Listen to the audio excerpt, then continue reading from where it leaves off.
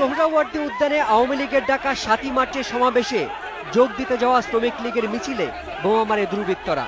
এ সময় বিক্ষুব্ধ শ্রমিক লীগ সমর্থকরা ধাওয়া করে বোমাবাজদের ধরে ফেলে।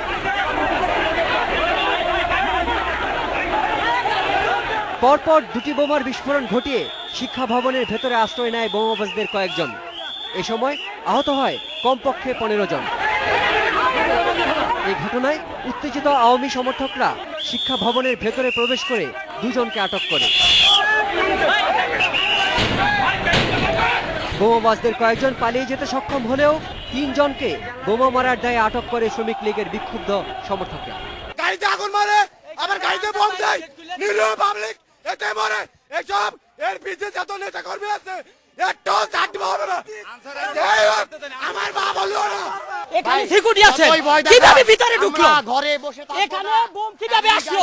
যেই দারোয়ান ছিল সে টাকার বিনিময়ে গাছ কাটার নামে গেট খুলে রেখা বোমারুদেরকে আশ্রয় দেওয়া হয়েছে। পরে পুলিশ আহত অবস্থায় বোমা হামলার সাথে জড়িতদের উদ্ধার করে ঢাকা মেডিকেলে নিয়ে যায়। বোমা হামলায় আহতরাও ভর্তি হয় একই হাসপাতালে।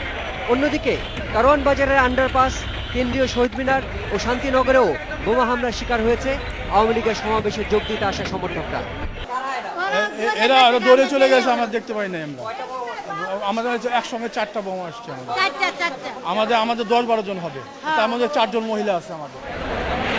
বোমা হামলার সাথে জড়িত সন্দেহে আটককৃতদের পুলিশ হেফাজতে নেওয়া হয়েছে। শিমুল বাশার, ইন্ডিপেন্ডেন্ট নিউজ, ঢাকা।